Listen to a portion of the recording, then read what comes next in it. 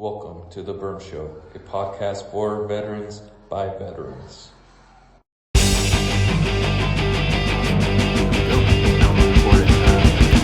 Hi everybody, welcome to another episode of The Berm Show. Today we have a Marine Veteran, Cassidy Nolan, who I'm pumped to have on because, man, you're like the information you've provided me is just probably one of the more in-depth ones I've had, and just a different variety, or the variety of different things you've done. Definitely leads to a lot of questions I have, and kind of curious to see, what you say about all these experiences and pick your mind on them. So happy to have you on. 100%. Thanks for having me. Yeah, so I noticed that you had you said on your on the forum and stuff they're starting your own hot sauce company. But before we kind of get into that and where you are now, I always like to get to know the person I'm talking to. I know other veterans maybe share similar stories, experiences, even reasons why they joined. So yeah, start off with that. What kind of led to you joining the military? Um, I don't want to speak for the whole veteran community here, but I think a lot of us, men and women who join the service, probably 9 times out of 10, join because we're looking for something that we don't have at home, right? Stability, discipline, what you would call upward mobility. A lot of times, we come from broken homes, right? Missing parents, drug abuse, sexual abuse, alcohol, gangs, poverty is probably the biggest one, lack of education, right? So joining the service is kind of this opportunity for you to have all these things, like get fast track to it that you normally wouldn't be able to have, right? Like you kind of you stay within your social class to an extent, right? Um, so for me, I'm no different than that. I don't come from money and wealth, or wealth and means. Divorced parents, and the military was something that always was in the back of my mind. I remember watching a commercial for the Marines when I was probably like 8 or 9. It was this guy in a white T-shirt climbing a mountain, and for any Marine in my generation, knows exactly what that commercial was. And I think that's probably when like the seed was planted, and then it took another 10, 11 years for me to actually join. And I was dating this girl at the time, and her father was a Vietnam veteran, Marine Purple Heart recipient, and he said, it's a good opportunity, and maybe you should look into it. And I looked into it, and I really wanted to do intelligence. I watched this movie called it was called Breach, and it's just basically about like this uh gentleman in the FBI who unfortunately was giving secrets to the Russians of like spies. And but I thought that whole espionage kind of cloak and dagger environment was really cool. So that's what I did. And I wanted to work for like the CIA or the NSA when I got out. Yeah, Never really materialized. one of the things I found interesting, even just on like how you're saying, is very in depth on why most people probably join. Because usually you get the same, or I've had the same kind of responses. Is like, well, I guess even myself, I've said these same responses, like, oh, some of my family joined in the military or was in the military, and I planted the seed early, kind of like you said with the commercial. So you always kind of know it's there in the back of your mind, but the in-depth reasons are vastly different depending on, like you were saying, your upbringing, your current situation, even certain goals and aspirations you may have that you know require you to flee home, and military provides those those the tools necessary to accomplish those tasks or those goals that you have set out for yourself. Mm. Yeah, I mean, if you think about like how many, I only say 9 times out of 10, right? And those are just for all the men and women that I've talked to in my travels. But every once in a while, you are going to come across somebody that's like it's a family legacy, like it's a heritage thing. It's a countryman's duty thing, a patriotism and nationalism. A lot of people joined after 9/11. It's a it's um something to do because I just, if you're an officer, right? I just graduated college. I don't know what to do, or ROTC or something. But those are the onesies and twosies. Those are more of the exception than the rule. If you're looking for, when you go down to like really a lot of the grunt work, like infantrymen or something else like that, I mean, they don't. None of them. Few, for sure. Like there's some very well educated, very well off people, of course, but on a whole, like they come from some podunk country town or some city, and they're just a face in the crowd. I'm like, no, this is my opportunity to get out and make something of myself or to live. And so we could get into that discussion about like childhood trauma and then how that gets like exemplified. I'm not a doctor. I'm not going to pretend that I am, but if you really look at like uh, historically, here are a bunch of individuals, like they're kids and they have a lot of trauma as children, and then they join the service, and then they have like this camaraderie, this brotherhood, this sisterhood, and it helps them kind of spread the load, and then they have more trauma that's kind of like tacked on, but because they have this support network of the person right next to them, right, it allows them to kind of cope with it a lot better, and then only does a lot of that kind of trauma like materialize and like come out again when they actually get out, because they no longer have that support network, right? Yeah, I was um gonna ask. That's actually, yeah, I was going to ask if you've noticed in your travels and talking to other veterans if there's like some correlation between, like you were saying, you find this brotherhood and camaraderie yeah, with folks that you've never met, maybe similar upbringings, and you're going through the same crap with each other every day, and then you get out and it's now you're back to where you were before you got in a sense, maybe in a sense. right. I would recommend any veteran worth their weight in salt to read the book Tribe by Sebastian Younger, who's the same gentleman that wrote The Perfect Storm, if you saw that movie with Mark Wahlberg and John C. Reilly back in the day. But he was embedded with the Army, and he's a war correspondent journalist, so he's been doing it for a while.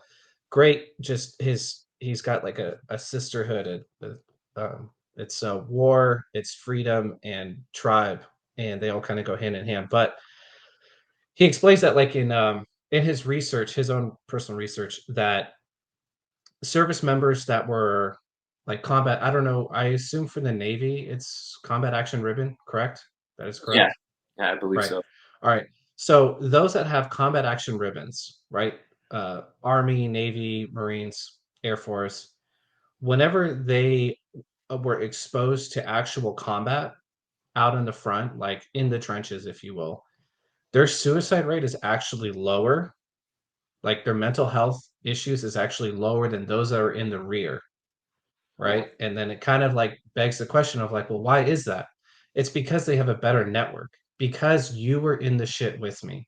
Okay. I could call you up right now and be like, do you remember that time when that mortar hit and it didn't explode, or it took, like banged up the Humvee or whatever it is, right? Mhm.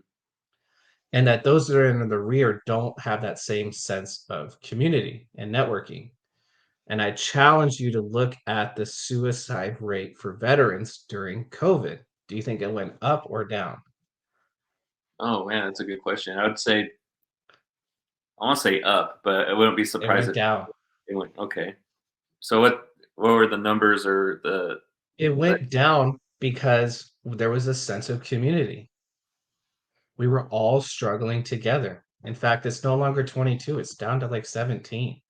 And I think during COVID, it went down to 16 at a time. Like there was a drop of suicides of 300 in 1 year. Like, or there's basically like one less suicide a day. Um, because of a sense of community. Because I don't know what you were doing during COVID. Everyone kind of picked up weird things and did new jobs and moved. But I think a common thing that I remember was that I would get calls from people from my old unit, right? Or I would call people from even from training, right? From when I went when I did training with them or something like that, and we just like really connected and had a good experience or something like that. Like there was a lot of that, and it built this like we felt like we were all in it together. We're like, shit, like this world is going to shit right now, but like at least I could call on this person, you know? So community, it's important, right? And you need to build bonds, you need to build networks, and you need to maintain it. And it's a two-way street though, you know? It is, and I think that's probably, I never thought of it from like the sense of, like you were saying, the people up in the front, the soldiers up in the front. The way I would put it in Navy terms for most folks on the ship, I guess, is are those of us that were doing the grunt jobs, the dirty jobs, Mhm. and like you're saying, that community, there is something to it because I mean, my best friend is a guy that I went to A school with in Florida. We got stationed on the Nimitz together. We both did the stupidest grunt work. We got in trouble together. We did a whole bunch of stupid stuff that we Yeah. should have done, but yeah, it's easy to pick up the phone, like you're saying, and talk to those individuals that you had those close bonds with. Even then, I mean, I'm not sure about yourself or even other veterans that you've come in contact with, but I know it's helped me out a lot over the years. Like one of my really good friends and I have been to a couple Viking games together because we're both Viking fans, and he'll travel to California. We'll meet up and have a blast. It's easy to pick up right where you left off with certain individuals that you worked with, while you're in the military. That's yeah, totally understand. It's one of the reasons why I love the veteran community so much is that uh I think because we have a lot of shared experiences as children, it's like an unwritten language. We don't even have to talk about it, you know? Like, oh, you struggled, I struggled too. Okay, right on. You know what I mean? We don't take everything for granted, right? Uh but you get indoctrinated at a point in time, and we have our own culture, we have our own language, right? We have our own experiences again, where that bond, that friendship that you have, like what you're talking about, you could probably not talk to him for 3 months, and then you could call him up and just pick it right up and be like, dude, how you been? What, whatever, whatever. You could always There's always something for you to relate to, talk to, like, "Oh, okay, how are your educational benefits going? Have you filed a disability claim for tinnitus?" You know what I mean? Like, so many things that we could talk about. Cost of living adjustment, right? Um, on an administrative side, on a past life side, on your own personal current life side. So it's always easy for me. It's always been very, and they're always genuine experiences too, right? But it's always been something that I've enjoyed of the veteran community for sure. Is Yeah, that what you're talking about?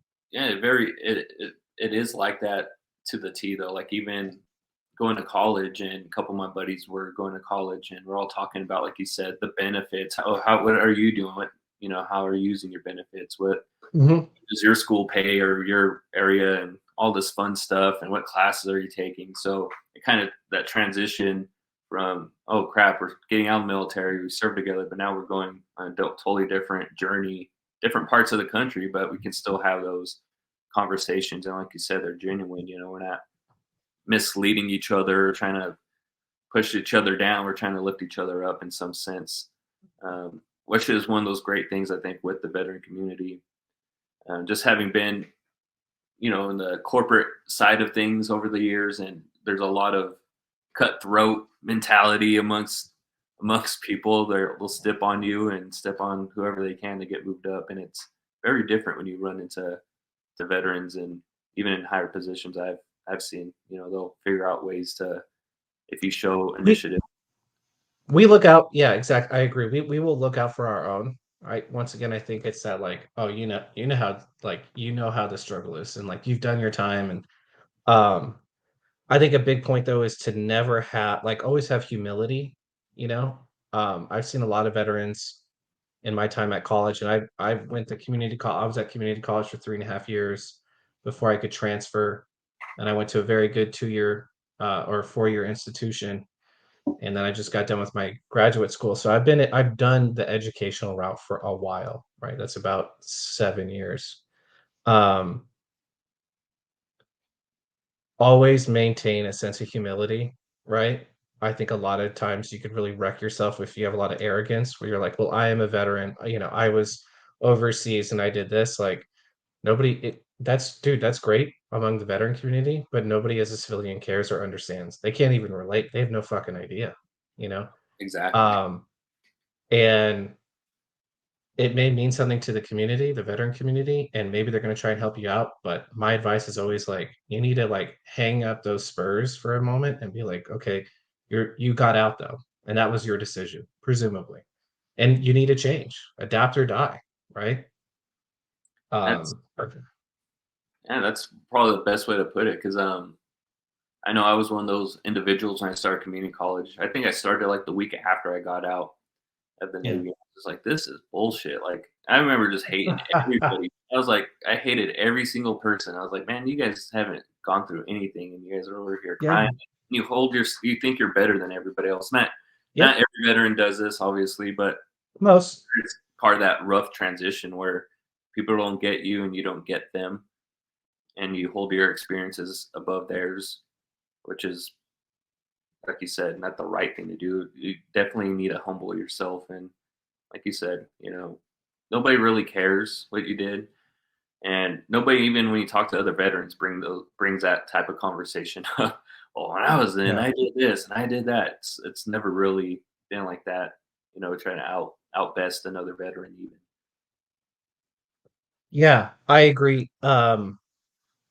It's good to be able to like have moments where, maybe there's another veteran in your class and you and that person can get together, you can get lunch, have coffee, talk about those things like, oh, what did you do? Like, oh, I worked on Harriers, right? Or I was supply, or I did ammo, right? I was a tech, or something like that. I think that those are good. Outside of that, though, yeah, you definitely don't want to have that that mentality that you're talking about because it's just going to get you frustrated. It's going to take things longer for you to kind of like the faster that you could understand that like you're just a civilian and it's up to you now to like use your tools. Like think of yourself like these are all the tools that I have developed and it's up to me to use them properly. I'll say this, when I got out of the service, I was so Hi, everybody. This is Travis from The Berm Show. Lower 22 Vets is a social media platform exclusively for active duty and veterans. Connect, communicate, and network with your own. Sign up is free and easy with giveaways each month. Download on Apple Store or Google Play. happy just to be out, right? Like I was just ecstatic to have the experiences that I did have. And I was like, and now I'm ready to start a new chapter, right? And I joined at 18. I had like a prepaid phone and I had a Ford Bronco with the transmission slipping, that I sold to a junkyard. And when I got out, like I was married, I had a daughter, I had a truck, I had a motorcycle, I had a couch, like I had a bunch of like things and stuff and responsibilities that I never had before.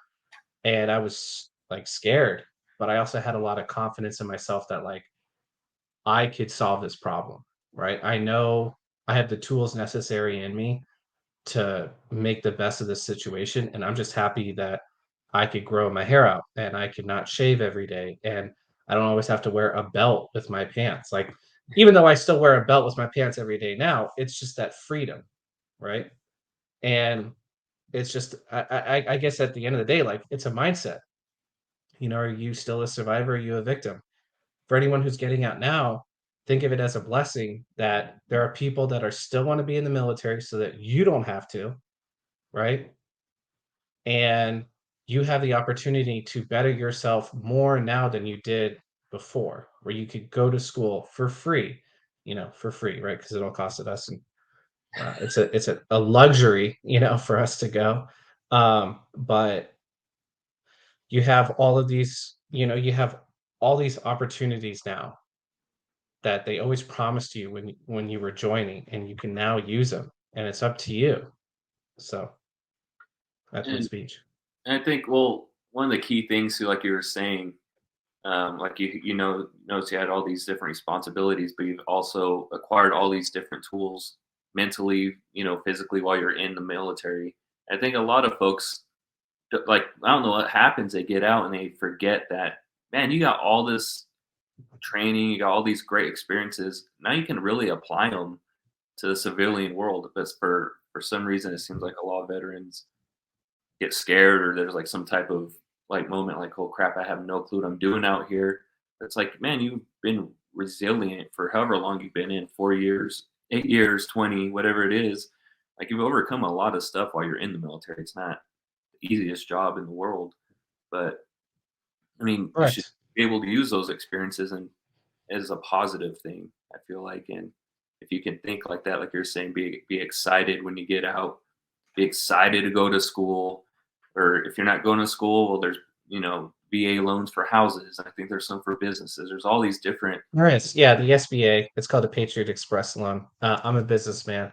Um, there is so many opportunities and organizations and foundations and scholarships and grants and it's up to you though, right? It is up to you as a newly minted veteran to make the most out of it. In fact, there's too much. You can't fit it all in one lifetime. And it gets I get frustrated as hell when I talk to a veteran. They're like, I'm not doing anything. Like I'm just working this job. And you're like, okay, right on. Like, are you working this job because you're waiting to like class up? Like, because you're gonna go to community college? Like, oh, I can't, there are a bunch of kids. Like, dude, you're 25. Yeah. Okay, so they're 19. Yeah, there's a 6-year age gap. But there was people when I was at community college that were in their 50s and they're just starting community college. And there's people that graduate with just their 4 year in their 70s, and and then they get all this media attention because, never give up, whatever. Like, there is no excuse if you have, once again, this mentality like, oh, I'm too old for it, or like they're a bunch of kids. Like, you don't have to talk to them. All right. You don't need to make friends with them. All right. You just need to show up and do the work. And that's half the job, is showing up. And by the way, it's paid for. And on top of that, the government's going to pay you to go, like a job. Um, and you could have a job while you do it. Like, if you do it right. I just, there's no excuse, and there's plenty of scholarships and grants. Like, I think when I was going through community college, I applied for every scholarship that was for a veteran, that was for a young family, that was a business major. Like, some of them are kind of like degree specific, and that's what allowed me to provide for my family. And it's like, I would never like, we've never my family we've money's been tight, but we were never in a situation that it was when I was a kid, you know. Yeah, I mean that's very true though. I mean, I remember when I first got out and I was working at Lowe's part time and going to college at community college in Mhm. San Diego, and there was another guy that worked out there. I think he was just getting cards. I don't remember what he did there. He's like, "Oh, I'm just going to get my AA," and he's like, "I'm a veteran though. I'll get hired somewhere." I was like, "Dude," I was like, "Why stop at that? Why stop at an Yeah. associate? Yeah, like, fuck, you're halfway there. Just Yeah. another 2 years to get your bachelor's, and then you set yourself up for even more success." Like, Right.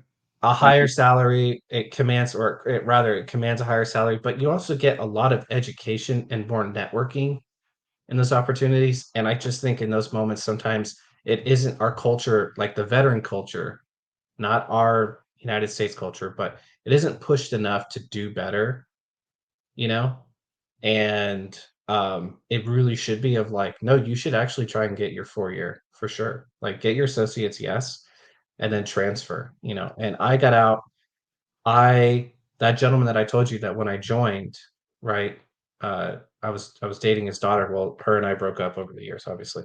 And he owned a porta potty business, and I worked for him, and I cleaned, no shame, I cleaned porta potties for a year and a half while I was in school full time.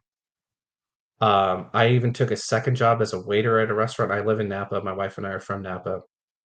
I took a job as a waiter at a restaurant, a nice restaurant here in Napa, and I'd work like on the weekends at nights, clean porta potties 2 days a week, go to school 3 days a week, just to make ends meet, to ensure that, like, we could continue to provide and like have a modicum of of flexibility, right? Not just eating top ramen and shopping at a grocery outlet or something like that. Like, it allowed us to shop at Safeway, you know. Um, so it's just a mentality, and I like, it's you need to have the right mindset, and success will follow. And sometimes you're not going to have like this instant gratification. It doesn't always happen that fast, but you will eventually get there. Anyways, that's my speech on why every veteran should get an education.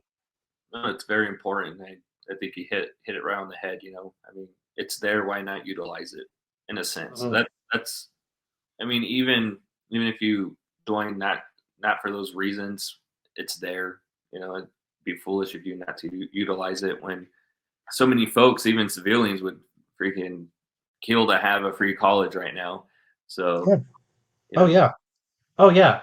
Yeah, and just wait till you talk to them, when you go higher, like I went to Cal for my undergrad and I went to the Haas School of Business, and that's a really, really competitive business school. I recommend anybody going to it if you really want to learn business. And I mean, there's people there that, and that was the first time I didn't work and I just focused on school. Now, granted, I was married, still am, with 3 kids at the time. So my time was split quite a bit, but there was people that were working and doing that too. And I felt sorry for them because it was even harder for them, you know. When they didn't live on campus, I lived on campus. Today's episode is brought to you by Left Foot, Right Foot Shirt Company. This is a veteran owned 100% nonprofit shirt company that donates all their proceeds from sales to charities focused on PTSD and mental health. These shirts are so soft, fit so well, and I guarantee they'll add a couple inches to your biceps. Go check them out and tell Mark I sent you at lfrfshirts.com. Just keep going. I had that same kind of experience with when I was going to college. My 4 year, I went to Long Beach State and Oh, history. nice. Go Dirtbags. Yeah, yeah, the dirt bags. And I was in a history major. In one of my classes, there was a woman probably about the same age as myself, and she had a kid, single mother, working 2 jobs and going to school full time. And I was like, Hmm. I feel like a kind of a whining little biatch, you know? Yeah. Shit, Yeah. I'm over here complaining about an hour-long commute. And I don't Yeah. know where you live, but you got a family by Yeah. She would yourself. trade the hour-long commute to not work another job kind of thing. Yeah, and I was like, and I'm getting paid to come here, like on top Yeah. of it Oh, all. yeah. Yeah. She's like, I'm taking out loans. Yeah. Yeah, that's one thing I took away from college. As kind of like you're saying, it's that in itself is kind of humbling, the folks that you run into, because they are Hmm. older, they're younger. There's a whole mix of individuals in college. It's not all young 19, 18-year-old kids. There's a lot of full grown adults, late 20s, early 30s, 40s, 50s, whatever, pursuing education, which I think is not mentioned a whole lot. But anyway, so I want to kind of transition over to what you did in the military, because you mentioned that you've been deployed to Afghanistan and you're a Nice. collections manager and intelligence analyst. So I'm kind of curious. I think I've seen those in movies and shows and stuff. I'm kind of curious as to exactly how it goes down. So, I did terrible in high school and middle school. That's another day, but I have a very good memory. Some would even say it's photographic.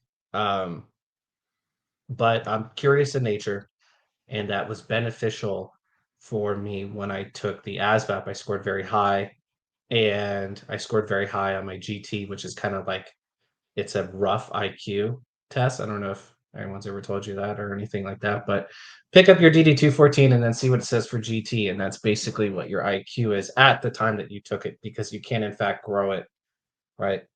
Um, so I scored very high, and they said you could do any job you want in the Marine Corps, and I said great, perfect. That's exactly what I'm trying to do. Trying to do intelligence. Now I just have to pass a background check, and because it's a top secret clearance, I have to have an FBI investigator come out and do it. Fortunately enough, I was 18. I didn't really get in a lot of trouble. And kids. And I was able to pass my background check. Like I smoked pot like one time, you know what I mean? And like I drank in high school as much as everyone else did. It's high school. You get drunk off of like a Smirnoff Ice, right? Hey, that's what it And is. If I swear it's Smirnoff when you're in high school, I don't know what to do. yeah, and Bacardi 151 if they still sell that. That was some straight gut rot. But um I was able to pass everything and did intel school in Virginia over at Dam Neck. Partied in Virginia Beach. I don't know if a lot of people are aware, but that's like Dam Neck is where SEAL Team 6 is. So it was always a good time. And I picked orders to Camp Pendleton, California. I'm from California. I love this place. Born and raised. You're 4 hours from anything. Taxes suck for sure. Some of the rules are a little bit onerous. That stinks too. But getting away from myself. So I was stationed at First Marine Division, G2, which is Division Intelligence, and just as an intelligence analyst, like basically doing daily intelligence update briefs for the general on like the situation in Afghanistan. We were already starting to phase out of Iraq at that time. I hit the fleet in 2009.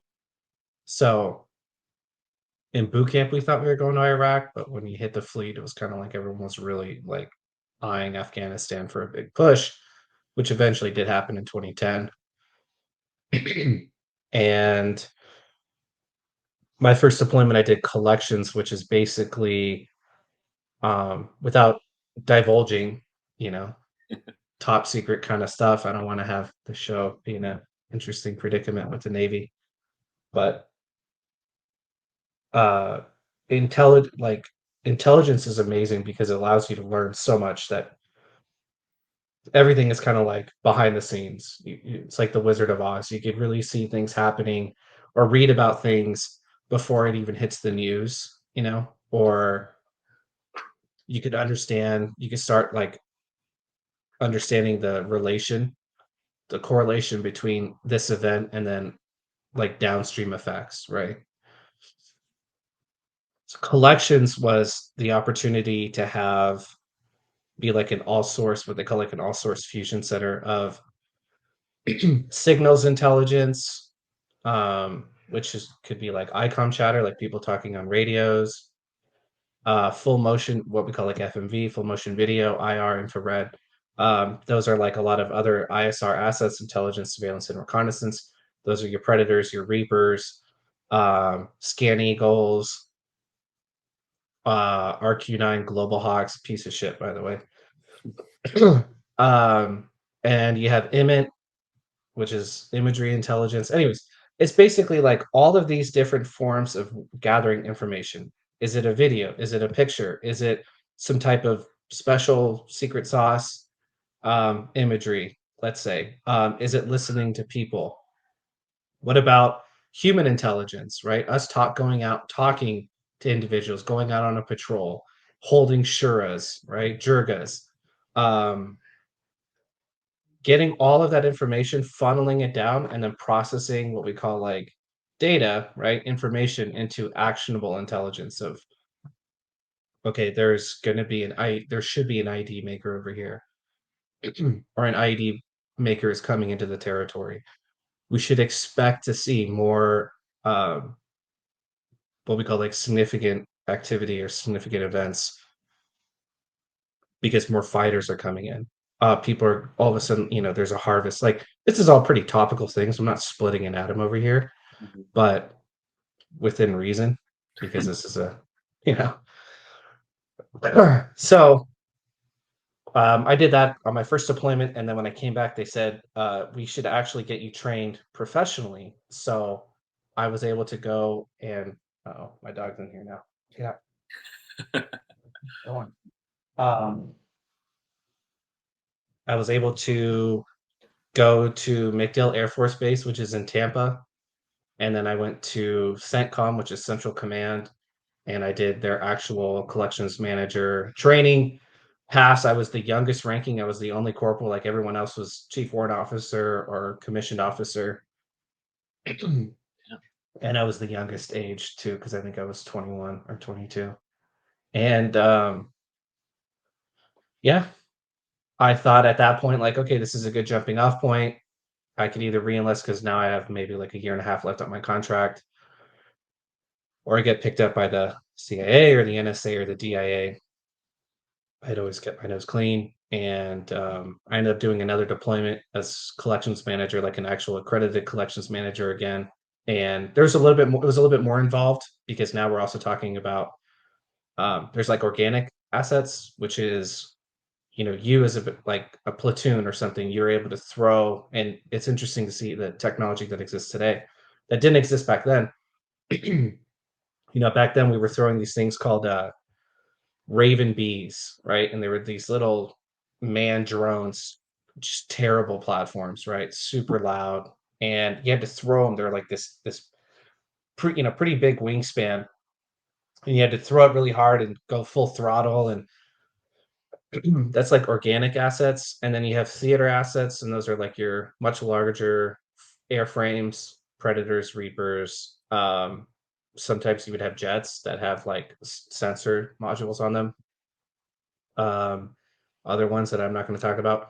And then you have uh, like national platforms, and those are your uh, satellites imagery, and that got really interesting if you understand if because we're talking about like physics and some pretty crazy like geometry, if you will, of understanding like orbits and when a satellite can be on station, for how long it could be on station, and the kind of things that have to like occur for it to be able to track, and wildly interesting to say the least. I will say this for anyone who's out there: whatever it is that you think the government can do, they can do it, and that's yeah, That's kind of that's the scary. best way to yeah. But there's not enough people, obviously. Like, this isn't 1984, Mhm. uh there isn't enough people, or Equilibrium, if anyone's seen that movie. But like, if the government wants to track you, they can. They will find a way to a degree. um there isn't always somebody in the seat to do it, though, right? We're always limited by something, right? There's just boundaries. There's like upper and lower boundaries that exist, but we're really good at making war. 100%. That is wild. Like I'm kind of nervous. I'm just like, holy crap, you know. Hopefully, Yeah. hopefully this one doesn't get picked up by the CIA. They're like, this guy's over here talking about certain drones and acronyms and. Yeah. Yeah. Well, I think a lot of this is what we call like OSINT, open source intelligence, at this point. And that's another field too. Kind of interesting. That was really getting built up when I was in, is OSINT, which is just what information can you find online, right? Like Drudge Report or something, and social media platforms. And that's where a lot of it was going, is what are people like, almost like putting in sleepers or something. What are people posting online, right? What's the pattern here? Is there a pattern? Understanding it, like using statistical analysis. I love that. That's something that I wish, this is me talking out loud for a second. I wish the intelligence community would put more focus on, and they don't at the lower levels. They're not going to do it for I was enlisted, obviously. They're not going to do it for some. I was a corporal, for some corporal with some division intelligence. Like, I took a statistics class when I was in, for my own personal education, and I gave up my lunch for like 2 months for me to get this college course done. But I learned so much from statistics because I never took it anywhere, right? Or anywhere else, right? Or anything. And that was my first taste of like education in a professional setting.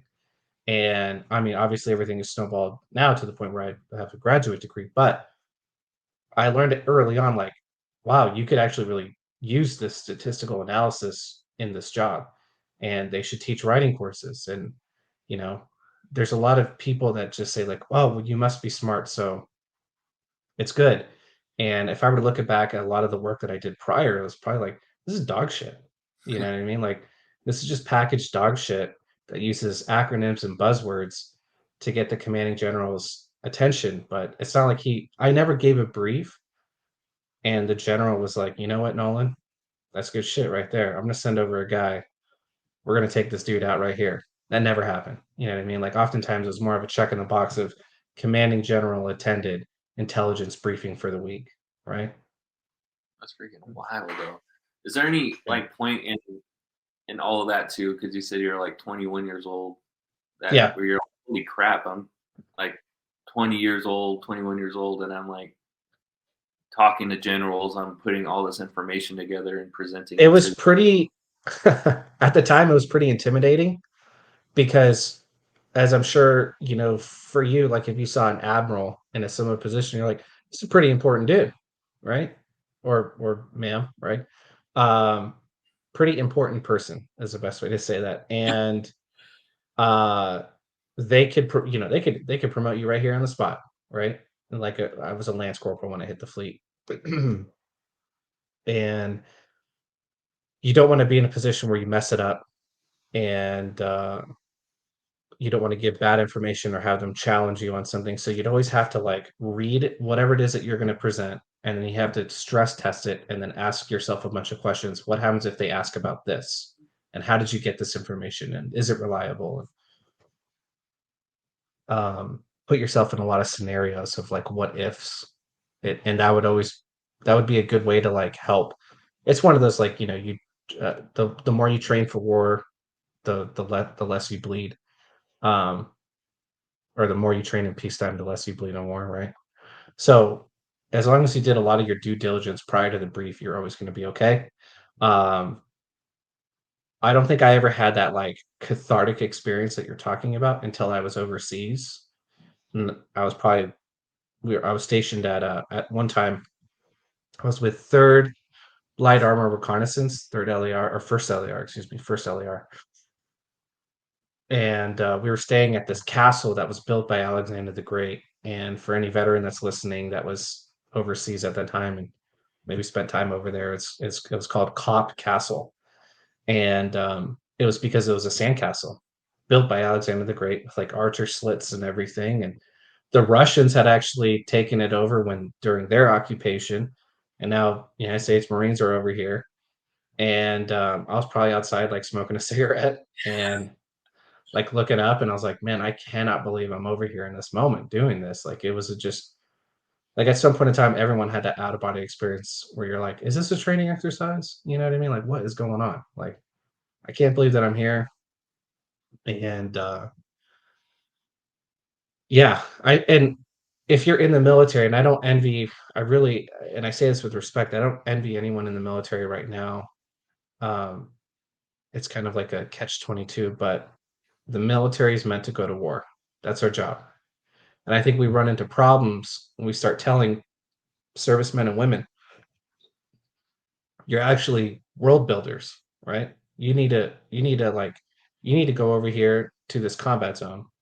And not only do you need to set up a patrol base and you do your patrols and mortars and create a good defensive perimeter and fallback positions and get your ISR. And at the same time, we also want you to go out. We want you to talk to the local village people. We want you to build wells and create schools and try and establish democracy. And that's where we ran into problems in Afghanistan, is that it's a cultural war. And that's not what we're supposed to do. That's not what we're trained to do.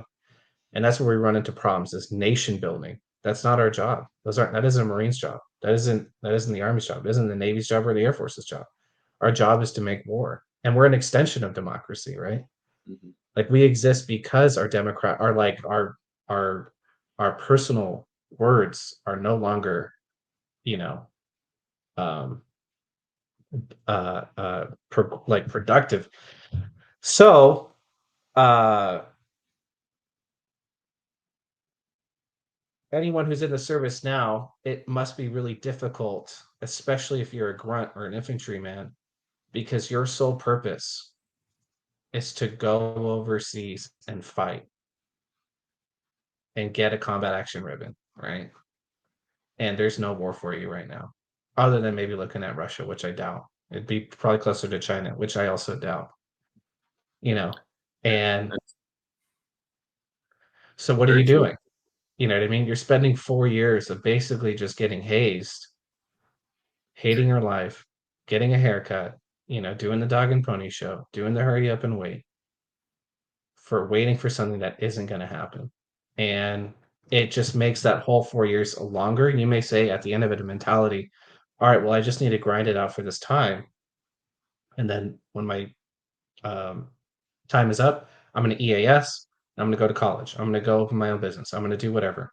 That's great. In the interim, those 4 years are going to take a while, right? So I don't envy those people. I I salute you. I'm thankful that you're in there doing that job because I don't have to. And you'll be able to get ripped out too. You'll be in my position one day, and some kid right now who's 14 will eventually be there too, right? So Um, yeah, I feel like I'm going off on tangents. I'm sorry. No, you're fine. Thinking about it too, I think now that they got rid of like the national defense ribbon, or it's not. Oh, did they really? I'm not sure if they got rid of it or if it's something like they're not handing them It out. don't. Yeah, yeah, that would make sense. So the national defense, what we I call think the that's fire good. watch, and yeah, Yeah. what we call the fire watch in the Marines. Mm. I should have worn that shirt. Damn it. Uh, it's it is only active during a time of war, right? And you only get it when you sign up during a time of war. So it goes back for a while. They had it in World War II.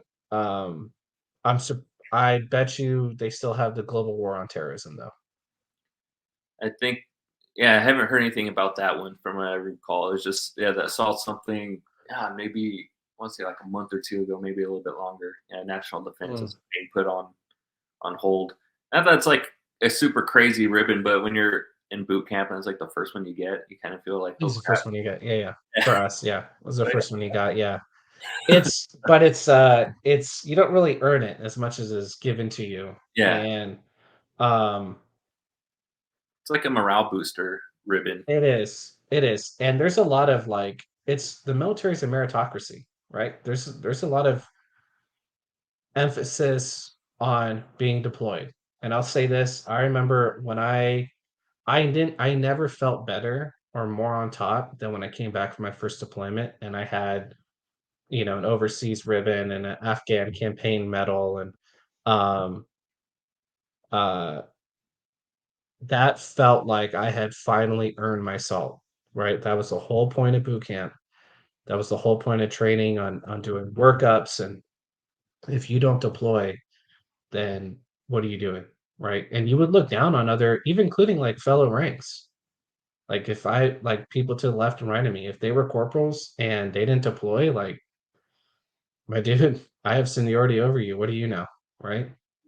Mm. Uh That's you good. haven't you haven't suffered like I've suffered.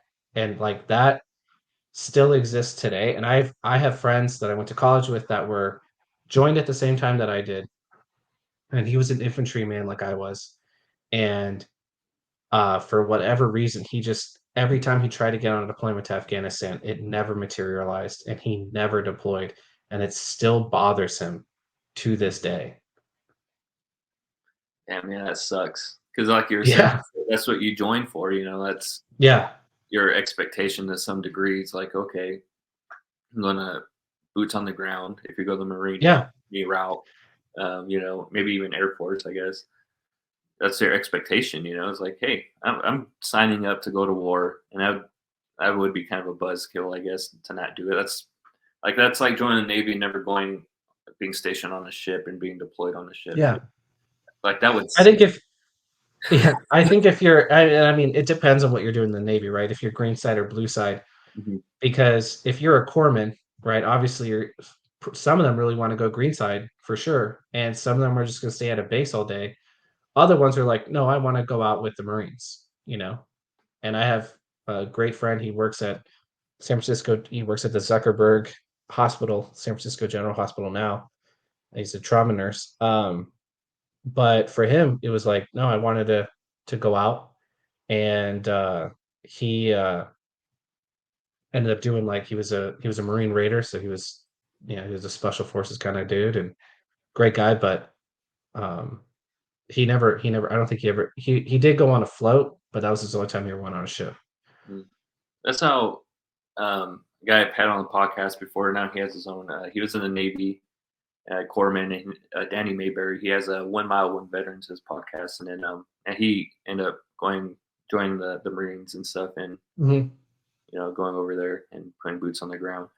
It's crazy because I didn't know that was even a thing until I talked to him. I never talked to any corpsmen or anything like that when I was in the military or out of it. So I was like, oh, that's cool. I didn't know you guys even did stuff like that. That's pretty rad. Yeah, yeah.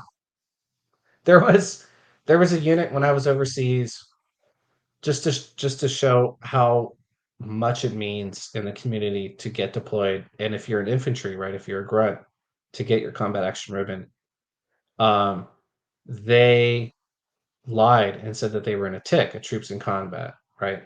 Contact, excuse me, troops in contact, which means they received rounds and then they fired back. They returned fire, and it was all a hoax.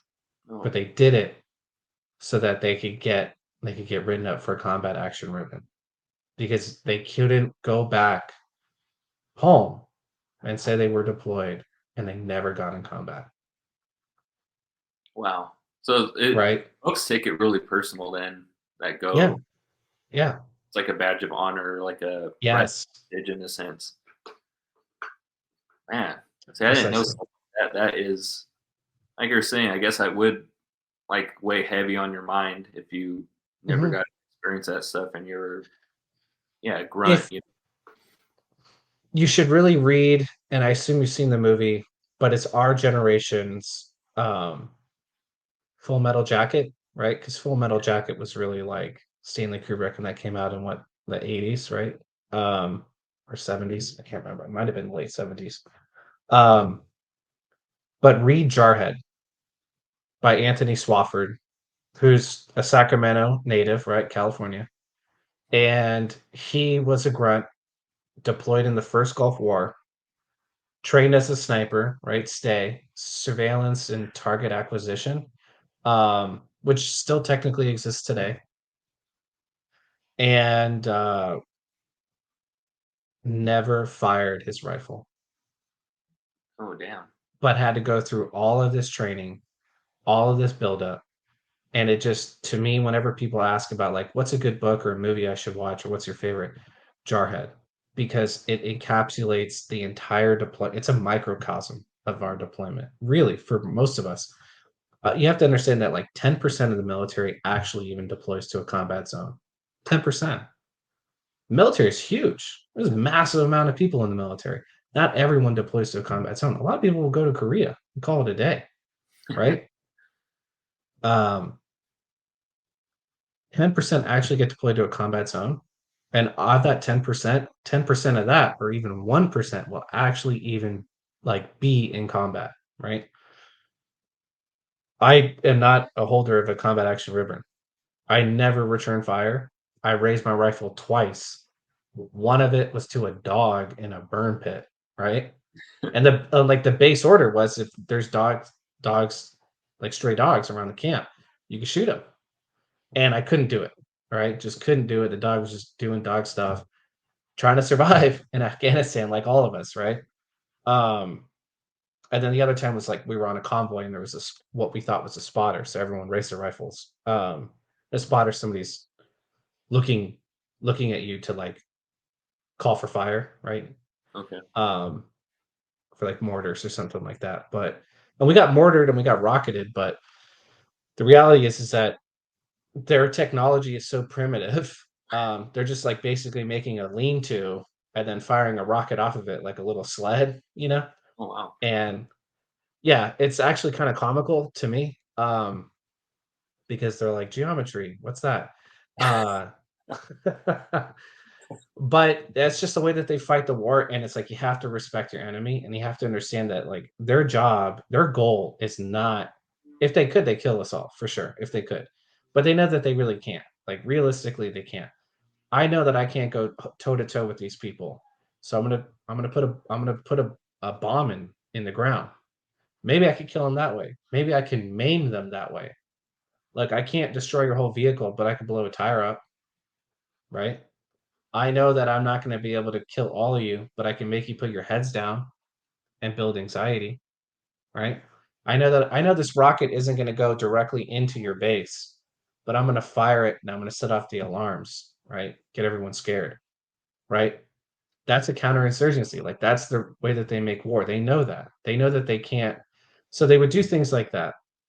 That's where I'm going with all that. And that was, and I'm, you know what, I'll say this, like I'm fortunate, I'm lucky that my deployment relative to some people, like it wasn't that bad, you know. There was some close calls and experiences, but I had friends that were blown up. You know, I had friends that had to, it was a hot LZ and they had to return fire, and they're intelligence guys like me, you know. Crap. Um so it sometimes it just depends on who like what unit you were with and where you were at. Some units were just more kinetic than others. Some areas were a little bit more kinetic than others. When I was with LER, we were doing a lot of drug interdiction ops because they would go down to like what's called like the place is called Baram Shah, and it goes down into like basically Iran. It's really like it goes into Pakistan, but you would you would get really close to the Iranian border, and that would be like a good like kind of lines of communication for supplies and information and people. Man, that's way more intense. I mean, the more folks I talk to from different branches like Army, Marines, I'm happy I joined the Navy. You know, to make it kind of a Yeah. small, like, man, that is just so stressful. Like you're saying, I can't even imagine, like, they're just like setting off alarms and stuff like that by having bombs explode close to base or close to where you guys are at, just to kind of keep you on your toes. You know, like that got to be Yeah. just mental. That's kind of like a mental warfare. It is. It's like what you would call in the Army psyops, psychological warfare. So let's get into that though, super quick. If I'm on a small to medium to or even large base, we all get kind of like you get complacency toward it because you assume that our systems are going to take care of it. But it's gonna wear on you psychologically. But you don't have that brotherhood, sisterhood than you would if it was a very small base, an intimate base, if you will, with a bunch of guys, and we could all rely on each other, right? The bigger the base, the like more normalcy kind of builds in, and you're like, it's normal. I'm gonna go to the chow hall. I'm gonna eat my food, but it still hangs back there. But you don't have like a support network either. It's a weird kind of thing, and there's people smarter than me that could probably like use better words and articulation to understand it or to explain it better. Um, but there's a loss of community in that setting that I'm talking about that I think a lot of service members would benefit if they were to just kind of build their network and talk. Um, anyways, so yeah, that's intelligence. And, there's a lot more I could go into the lithium ion uh, deposits that a lot of people would say that, right? That United States was invested in Afghanistan's lithium, right? Yeah. And I was there for this mining operation, let's say. And here's the thing, though: China owns the mining rights to Afghanistan, and they've owned it since the 70s. See, that's So like it you don't doesn't. hear that It's stuff. kind of a moot point. You don't really hear that stuff when you watch the news or anything like that. Though they don't. Yeah. Oh, just dude, like I recommend everyone delete your news app on your phone, whatever it is, because unfortunately, like everything has become like hyper biased and or even subconsciously biased. And it's Mhm. like the news now is a little bit of information mixed with a lot of personal agendas or like who this is how our newspaper prints it. And it isn't just like you make your own decision. It's like we're making the decision for you. And I think that's kind of like it's a dangerous thing. It's one of the reasons why we're becoming like more divisive as a country. And we don't have to be, right? And I think on a whole, most of us agree with each other. And we don't want to have violence and we don't want to have all these issues. Um, That's very true, though. Like that's something my wife and I always talk about. Like I bet you most of people in America are somewhere in the middle on a lot of things. yeah, Like yeah, some we are. Yeah. meet middle, but Hmm. if you watch whatever news source it is, the two obvious ones, if you're going to get one side of every story or whatever it Hmm. is, like you said, personal agendas and messaging, and then so then when you go turn on the other news source, they're just like, oh, that's all bullshit, and Right. it kind of stops you from growing and thinking critically, I guess, in a sense, coming to Right. formulating your own opinion on things. But Yeah. It's an interesting time. It's an interesting time to say the least. And but we're gonna be okay. We survived the 70s. We survived Nixon and his resignation, and we survived the there's just we survived a civil war. Like this country's gonna get out of it. It's fine. I think we're already on our way, and 2023 is going to be a recession, whatever. Nobody knows. You know what I mean? Nobody has. If we all had a crystal ball, this world would be a better place, I assume. So um, I think you just once again like build a community, like talk to your neighbor, ask how they're doing, and let it grow holistically, organically, and we're gonna be okay. Have faith in yourself, have faith in each other. It's gonna be fine. Yeah, I think that's exactly it. We need to do more of that as a whole. Um, I believe too as well. Even in your workspace, whatever it is. Um, Mhm. I mean, caring for the person next to you, regardless of where they're from, what you're doing, I think is essential. Everybody's just a lot of folks are out there to seem like benefit themselves versus and not really regarding what it takes to get there, who they have to run over to get there. Um, but yeah, so kind of want to jump to something else too, real quick. We kind of touched on it earlier, like your transition. You kind of brought it up how you already married and had I think you said a daughter or 3 kids at the Yep. time, maybe just the one. But so how was your transition out from all that crazy experience from what you had? I mean, it sounds like that's something that would be kind of challenging, but you had mentioned that, you were excited to get out and all this stuff. So what led to that moment where you're like, all right, I'm getting out of the Marines, and how was it when you got out? I got married after my first deployment. My wife and I were dating at the time, and when I got home, I asked her to marry me. She said yes. And we were together for 11 months before I deployed again. And my first deployment was like a year. Ooh, I ended up getting medevac. It's a long story too. I'm not a Purple Heart recipient. So it was it's called a pilonidal cyst. But that's a very good story for another day. Ask me on again. I'll tell you that one. And uh, so my first deployment was about a year, and I came home for 11 months, and then I deployed again, and the next deployment was going to be a year again. And we like we were renting a place in Carlsbad, and then we had to move back up to Napa so she could be with like her family's here in Napa while I was gone. And I ended up only doing like 4 months on that second deployment because Obama started to do the troop drawdown, and I was like one of the most senior people, if you will, on that second deployment with my unit. Obviously, there were people much higher ranking who had done spend more time in the Marine Corps, but compared to the first deployment, I was probably one of the only like same faces that was still there. And uh I didn't have necessarily a lot of friends on that second deployment. So they're like, "Hey, Nolan, we're gonna send you home early." And I was like, "Roger that. Sounds good." And I went then home, and I at that point I kind of knew like this is going to be my life for until we're out of this country, really. And that was back in 2012 on my second deployment. Um, so I kind of knew that you don't have you're not a master of your own destiny when you're in the service. You're not. You're just not. And you sign your paper, and I wasn't upset about that. And the only thing that I could control in that moment was when my time is done, I'm gonna get out, right? Like, my wife was pregnant on the second deployment. My daughter was born after I was home, or during, or when I was home, and I just didn't want to be in a position where I wasn't going to be there for my daughter. I wasn't going to be there as a husband and father. So at that time, I was like, I think I'm going to get out. And I had an opportunity to re-enlist. I did intelligence. I had a top secret clearance.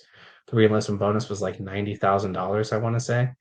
Um, dang. oh yeah. When I joined in '08, we had a lot of lat movers because the enlistment bonus in 2008 was 110. And I think the only thing that was higher was EOD, right? Like bomb disposal or diffusing.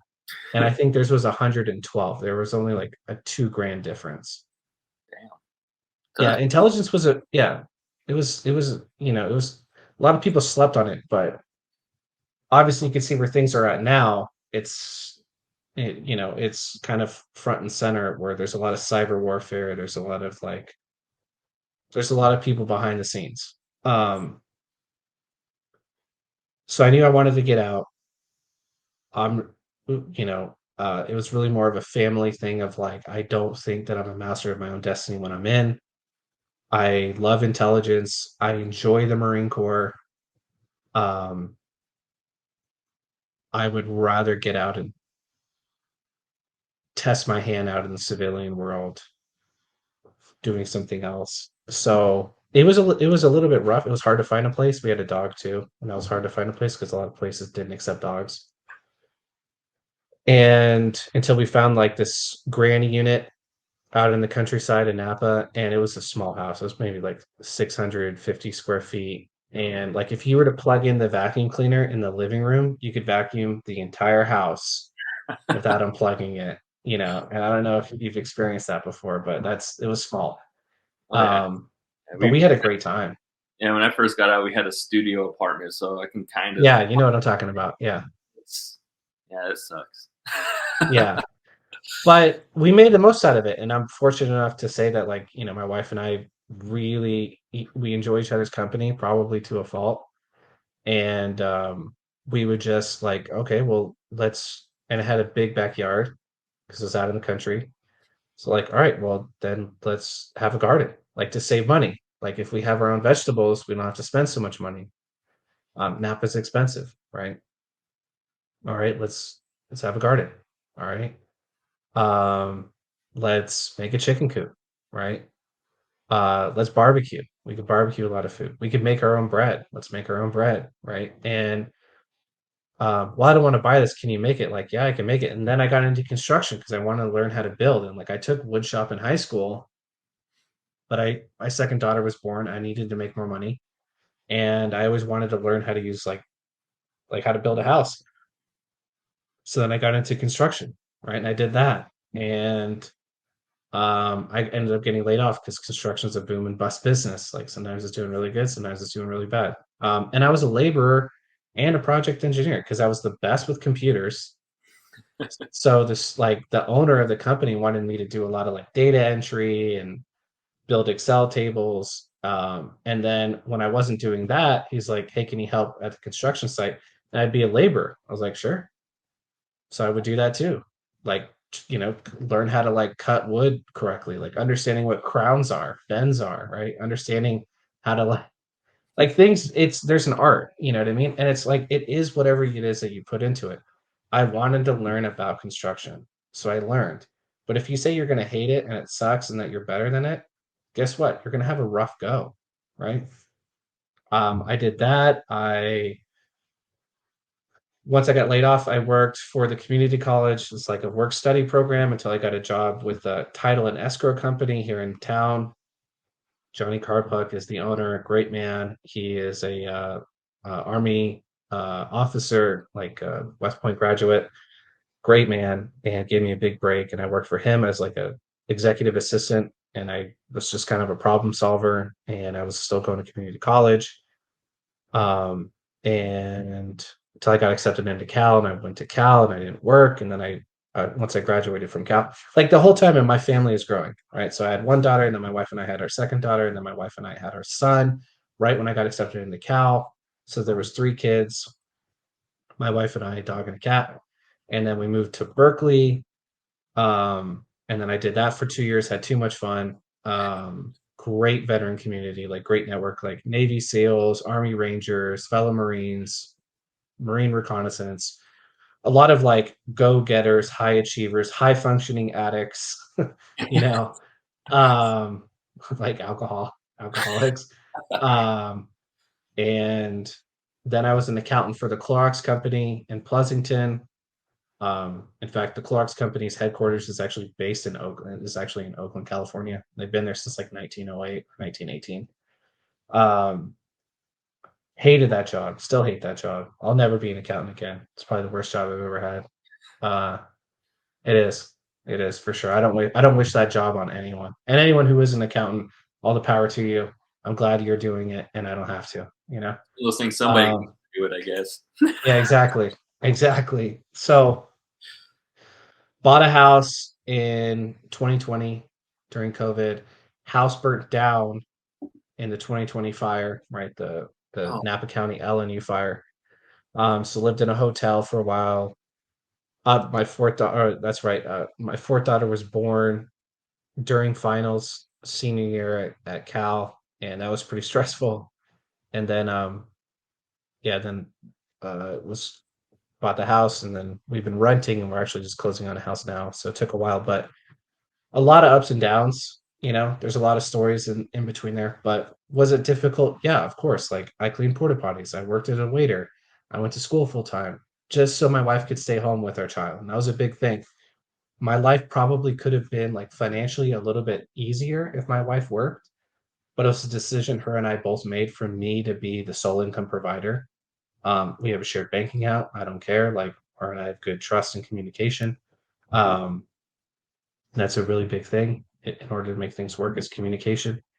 Um, but we always like discussed whatever the issue is or the problem or the hurdle. We're like, okay, now how do we get over it or go around it or go under it? Like, I don't know.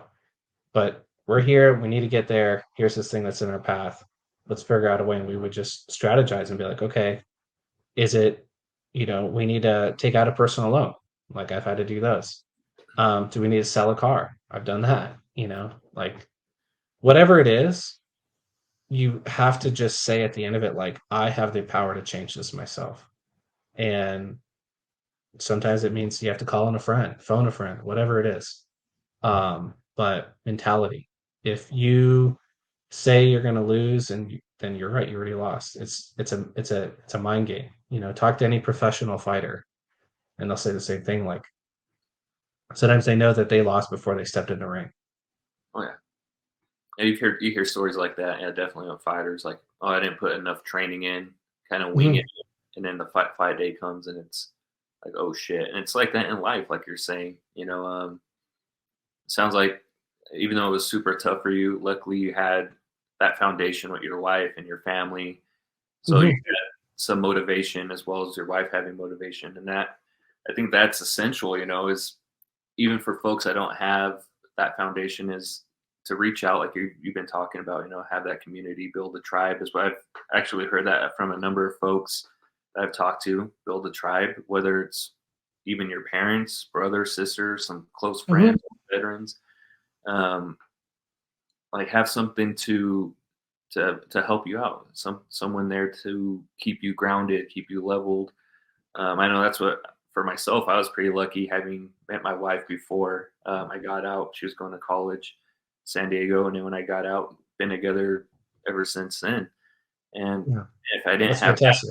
that, yeah, it's like one of those things. There's times where I thought, like, damn, if I didn't have that, I don't know what I would have done, because I would have definitely screwed up somewhere along the way because I was just a mental mess at one point. But having that, having that rock and that person that you can rely on to get you through some things, and vice versa, they rely on you, like you were saying, your wife's like, okay, you go work and I'll handle the home. That I mean, if anybody has kids, that's not an easy job. Being It's not. It's not. And I say that every time when they say, "Does your wife work?" Like, oh yes, yes she does. Absolutely, 100%. She has the hardest job, harder job than me. A lot of patience. Because I could just say, you know what, I'm fucking done. I'm out of here, and she can't do that with kids. You know what I mean? So I've joked with people before when I'm at work. I'm like, this is the quietest my day will be, is sitting here. I think it's. I like that. I I get like home that. and it's like freaking kids are screaming, crying, or whatever it is. We got a cat too, so our cat's going nuts. It's like, man, I get Yeah. home, it's just like all hell's broken loose. Yeah. But Yeah. it's also the driving thing, like you talked about. The sacrifices you make, not only for yourself, but you're trying to benefit your family. There's going to be hard times. And I think it's having that mentality of embracing the suck is what you always hear. You got to embrace it. Even in civilian life, when you transition out, I think it's easy to say it when you're in, embrace the suck, embrace those 12, 16-hour work days. But when you get out, you got to keep embracing it. It's part of the fabric of what got you through the military. It should be part of the fabric that helps you outside of the military. Absolutely correct. Absolutely. And I think a lot of folks lose sight of that. I know I have at some points, and over the years, I think I've been out for like a guys, this is my 11th year now. Shit, I don't know, something like that, 10 or 11 years. Early on, there's those obstacles that most of us go through, and we question things, we doubt ourselves. But one of the I'm veterans, going on 10 years now, I think. I got out in 2013. Yeah. yeah. So like it gets easier. I think as you go along and you mature as a person and stuff. But one of the veterans I had spoken to on here actually too. I think his name's Danny from minus 22. The way he put it, I Yeah. never really thought of it this way. He said that when you get out of the military, with like the perfect combination is if you merging the person before you joined and the veteran. He's like, if you can merge those two people, your veteran self with your old civilian self, he's like, you'll most likely succeed. He's like, that's where you find your commonality amongst yourself. Is like, what was that person like that was motivated, excited to join? Okay, and then you did it. Now you got all those crazy life experiences and all that ability to overcome things. Now you just merge them together. You're more mature. You're built to handle a lot more than you were at 18. So just merge them together, and you'll find some success along the way. I think that's, to some extent, that's very true. I agree. Using the tools, yes. Yep. So, I also notice, quick transition here, that you mentioned that you're starting. I'm not sure if you started or if it's a full go right now, but you have a Mach 1 hot sauce. So Yeah, and it isn't meant to be a plug or anything like that, a shameless plug. But I'm currently a director at a nonprofit called the Tony La Russa Animal Rescue Foundation, based in Walnut Creek, California. And I can't speak highly enough about that company, their mission, and I love that job. It's not even a job. It's their world. I'm just a visitor kind of thing, and I'm happy that I could be a part of it. But during when I was an accountant at the Clark's company, even actually just to dial it back even further here for a quick second, when I was in college at Cal, my wife bought me a home brew a brewing gear, or home brew beer kit, right? And the interesting part is that off of San Pablo in Berkeley is this home brew store that, when the Carter administration deregulated the home brewing industry, this was like the first one on the map. This was like the holy grail, like the mecca, right, for home brewing. So I happen to have this great resource just down the street from where we lived. So I fell in love with like home brew, right, like making your own beer.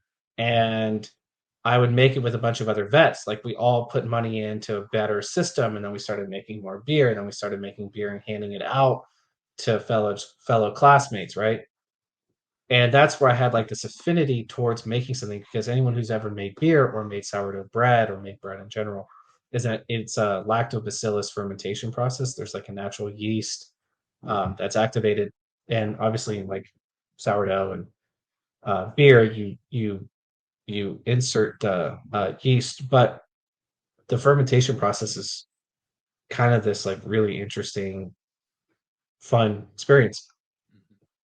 And then when I worked at Clorox, I like doubled down on it. And I doubled down on it again during COVID, because what else are we going to do? And you can't drink anywhere, right? Everything's closed up. So I probably spent like $5,000, if not more. It's probably closer to like 10 on homebrew kit equipment of like, I had a kegerator, I had a CO2 tank, I had taps, I had like multiple like fermentation, I had a fridge with a regulator, like everything. And I was just making beer, like, and you'd make 60 beers at a time. You know what I mean? that's a good So amount, so shit. yeah, it was fun. It was probably, but and I'm sure I'm not alone here when I say this, but during COVID, everyone's working. I was an accountant, so I'm working from home. And I'm not impacted by COVID. In fact, I'm benefiting from it because I don't have to commute anymore. And there were times where it's like, 10:30 in the morning. You're like, you want a beer? Like, yeah, I'll have a beer. You know what I Oh mean? Like, what else are we doing, right? So it became kind of destructive in its own way. And then when we moved, we bought the house in Napa and it burnt down. I lost all the beer equipment naturally, and I had an opportunity to buy it again with the insurance settlement, and it became like, do I want it? Do I not want it? I don't really know. It's going to cost money to buy it all back, and do I really want to do that again? Like maybe I could find something else, and I had already dabbled with making hot sauce during COVID because it's a fermentation process. So then I just really doubled down on the hot sauce part of it, on doing hot sauce instead of beer. That's where I'm going with that. So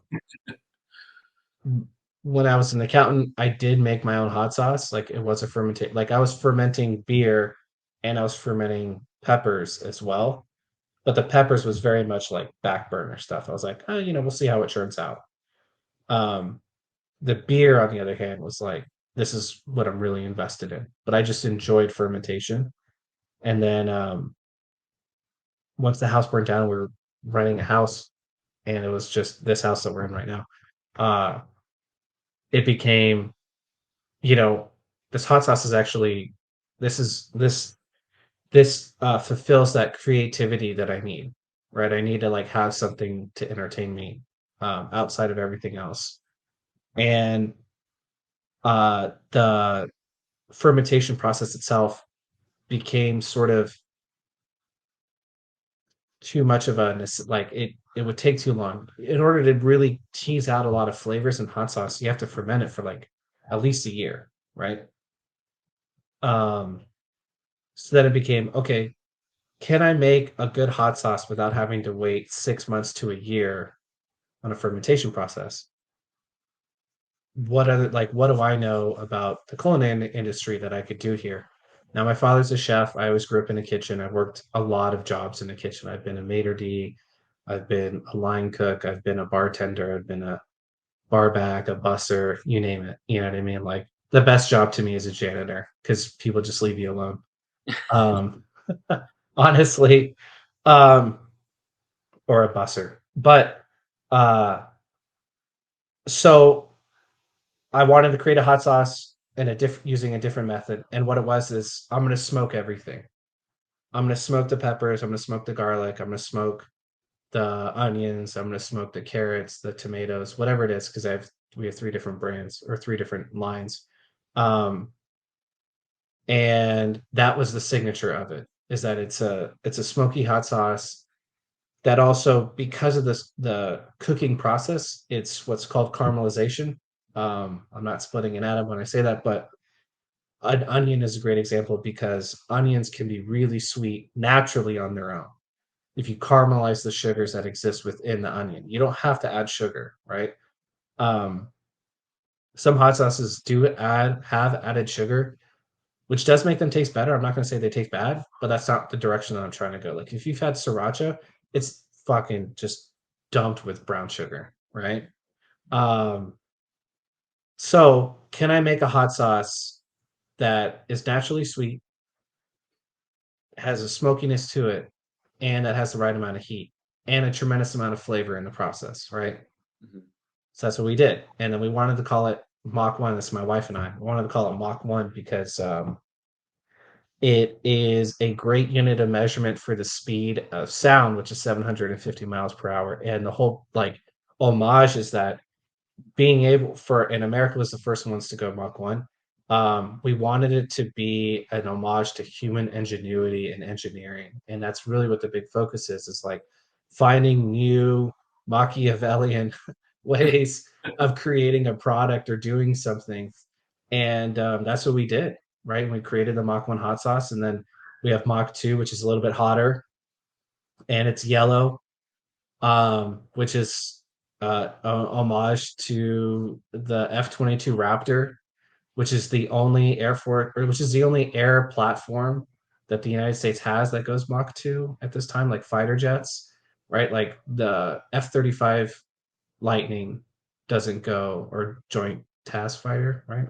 Um, doesn't go Mach 2. It only goes Mach 1, right? The F-22 is the only one that goes Mach 2. And it has that canopy. If you've seen the F-22 Raptor, it has a yellow canopy, and it's an indium oxide tin coating, which is like a stealth coating on the canopy of the fighter jet, and it looks sick, right? So we were like, all right, can we create a hot sauce that looks like that? So we did. So we used just some different ingredients and similar thing. Like there's no added sugar, there's no additives, there's no nothing. And then we did the same thing with Mach 3. Like, can we make a hot sauce that's black, right? Because it doesn't exist.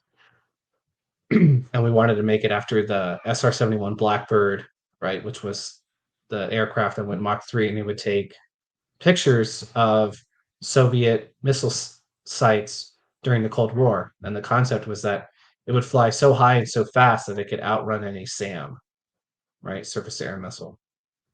So we made a black hot sauce, and that one's much hotter. That one has ghost peppers in it.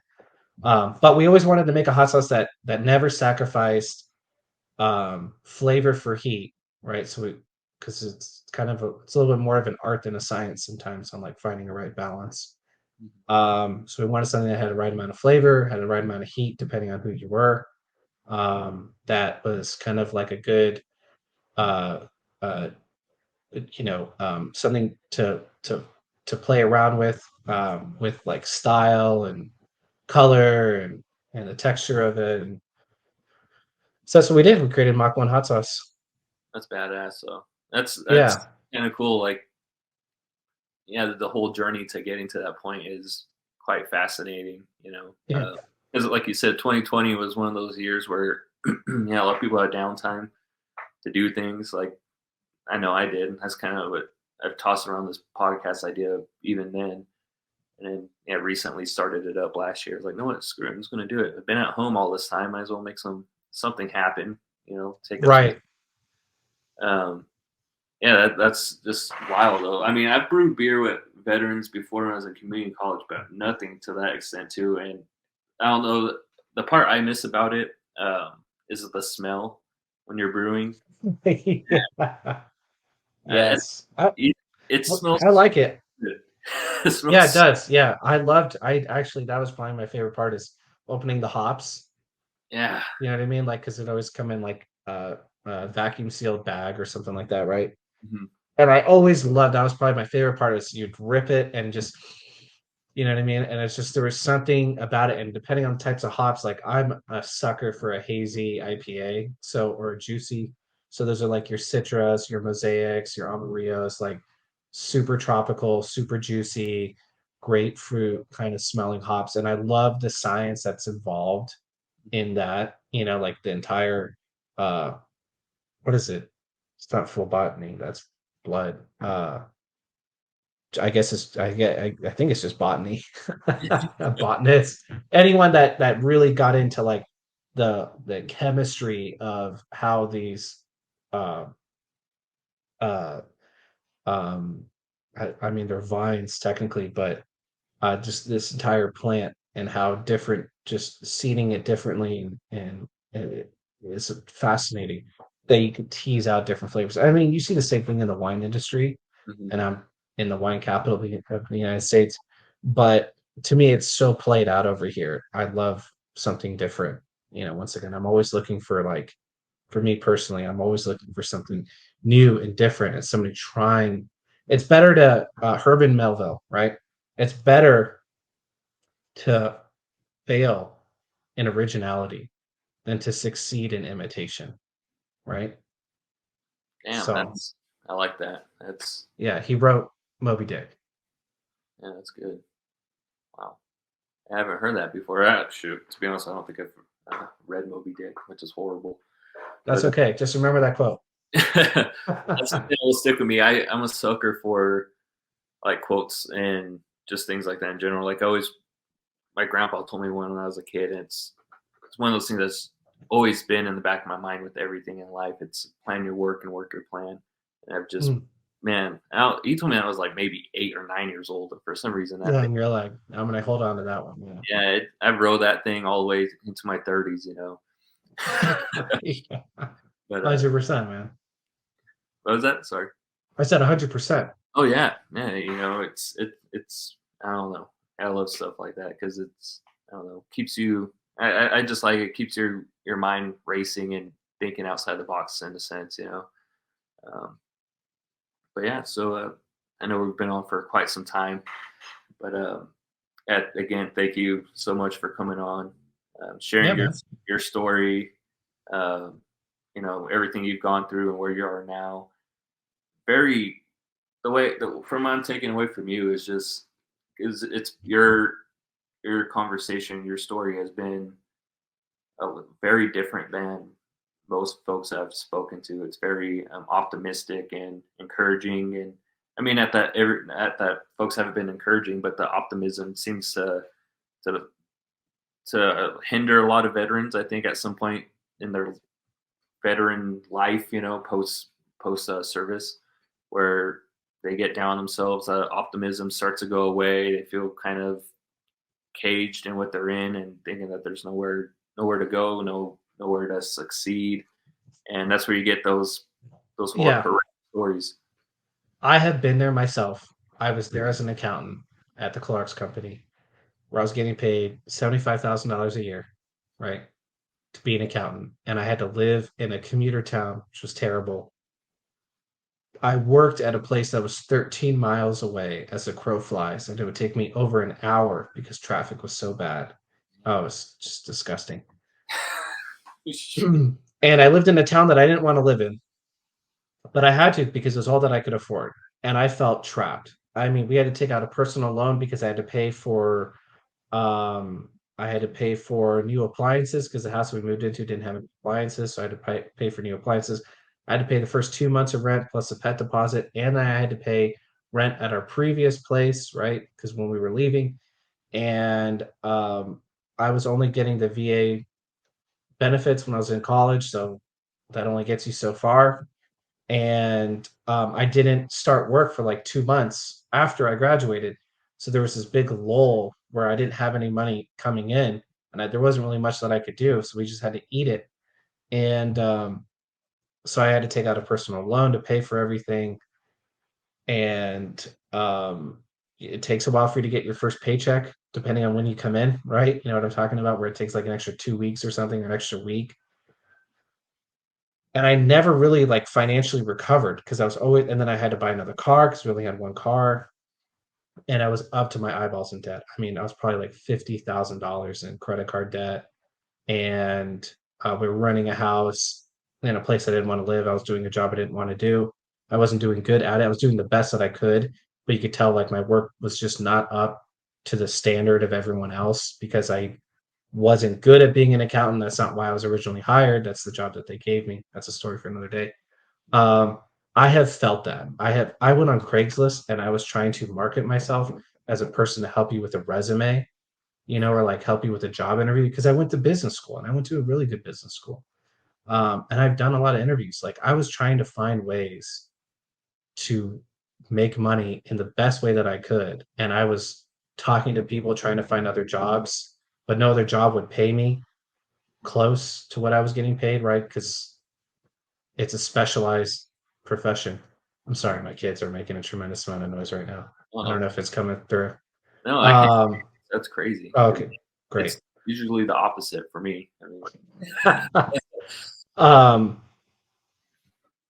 I have felt that I have never been at a lower low than that time as an accountant, and then COVID hit, and you're just by yourself. My kids are at home, and I didn't know what I was going to do.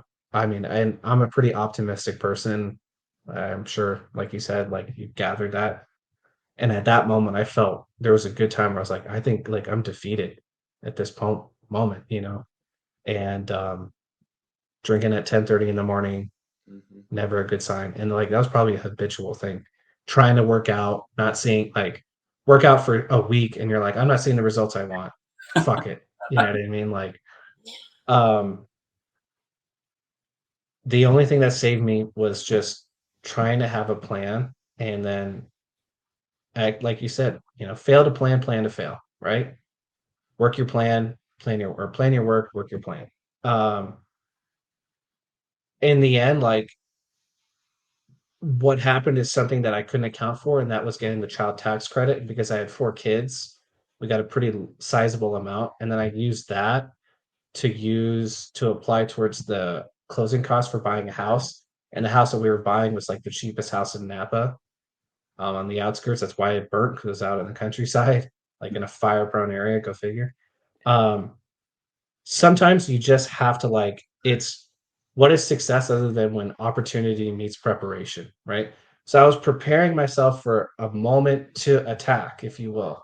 And I just had to wait for the right time, and that was that time. And the best course of action was, if we're able to buy this house using the VA home loan with no money down, and I could pay for all the closing costs, we could actually buy this house, and the house mortgage and taxes and everything else will be $200 less than what we're paying right now.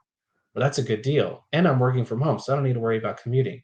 And it's going to be in a place that we know and like, right? And it was on like half an acre of land, and it's going to have plenty of room for the dog to run around in and the kids to play on. And is it a little bit on the outskirts? Yeah. Is it in a fire prone area? Yeah, but it shouldn't be an issue. That'll. Um, in the end, it worked out because we had a plan of like when we're able to strike, we're going to strike. Right now it sucks and this is terrible and I feel alone and I feel trapped. But if I didn't get my head up out of the water in that moment and say like, hey, what we need to do right now, I know we have this money and I could pay off credit card debt, but I actually feel like what we should do is buy a house to save money.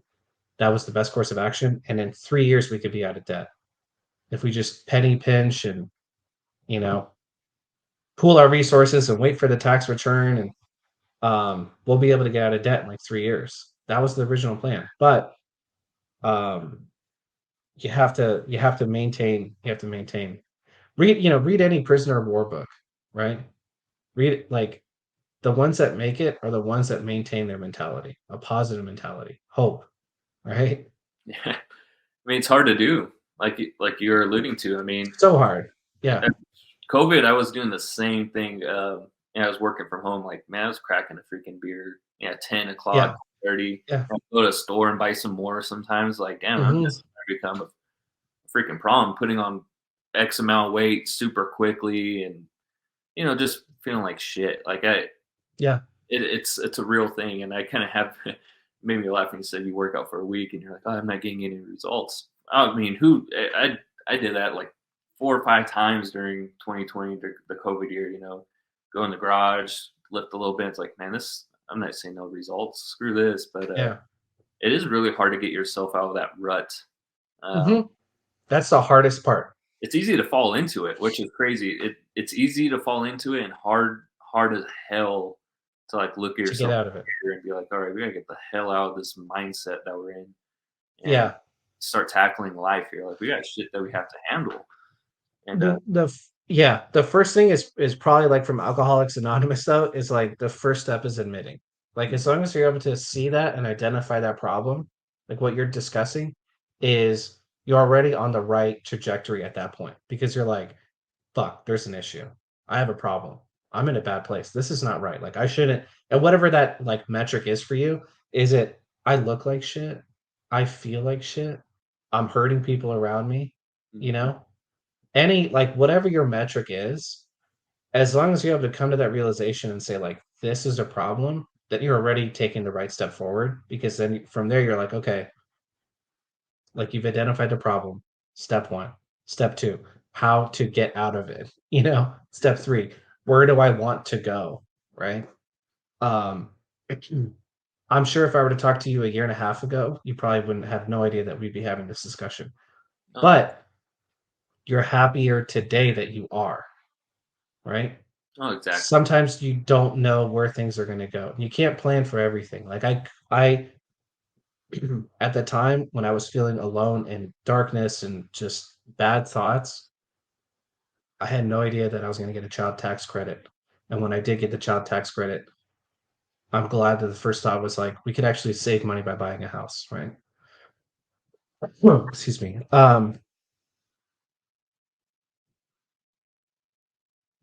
The job that I have right now, I got because the chief of staff literally did a search on LinkedIn and just said veteran MBA, and I happened to be getting my MBA at the time, right? Like and this is a job that I've always wanted. So it really worked out well. But like success is when opportunity meets preparation. And as long as you're preparing, then you're going to be okay. And it takes time. Like Mm. there's a lot of musicians that are phenomenal, just amazing musicians that you see at a bar or something, and they never get picked up because it's just an opportunity didn't happen, right? And I don't mean to go down that road, but you have to find yourself like it's you can't always equate for everything, you know? If you never prepare and an opportunity comes, you're always going to have resentment because you're going to say like that's the one that got away. And if you are always preparing and an opportunity never comes, like you're gonna be you're gonna hold it. You're gonna be pretty upset too. So do the best that you can when you can, while you can, and hope for the best. Yeah, that's very true. Yeah, even thinking over the years, like when I first got out of the military, and I was sucked at interviews, man. I couldn't nail a job to save my life. But like What was even your after first job out? What did you I do? worked, Was it I worked, Lowe's? yeah, I worked at Lowe's and Garden. Oh man, I hated Nice. it. Uh, it took me a while to get it, so I didn't get a job right away. So I got out a few months early. I think I got out like 3 or 4 months early out of Navy, so I can go to college. It started in January. I was supposed to be out in February. Um, so I was like, I got signed off that I can get out a few months early, go to college, which was like literally the week after I got out, it started. So I was like, crap, I had like no mental transition. It's like, okay, I'm right straight into school. Couldn't find a job till like that summer. Um, yeah, and it's like you said, tough times, man. My wife was working part time at Lowe's at the time, also. I had no job during that stretch after school. So it's like, man, we're Yeah. paying everything with a part time job. Um, but yeah, and then after college, after I went to Long Beach and graduated, I got very lucky. Ended up in as a project coordinator in the construction industry. Kind of cut my teeth there, and it is hard. It wasn't a shit ton of money, but it was the experiences that I took away from it helped me with my next interview. Like I was super confident when I went to the next interview and it was for a project manager role, killed it, got hired. That same company, they're doing interviews for these corporate initiatives. I killed that interview, got picked up for that. And then just recently, another interview. I've been job hopping like crazy now. I'm thinking about it. I started a new job, and same thing. The interview process has gotten so much easier and smoother. But kind of like you're saying or alluding to, you have to be prepared. Sometimes experiences help you get prepared. Like Hmm. um, luckily, I've had some really good mentors out, especially in my first corporate job. I guess you could say corporate company. I was a project coordinator.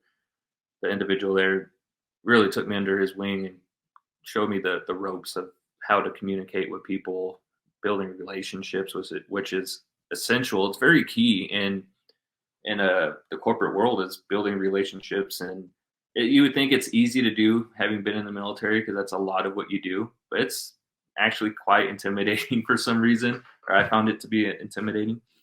Um, yeah, I've been very, very lucky and blessed, but at the same time, I credit myself for busting my ass, as I'm sure you do too. And your Uh, wife.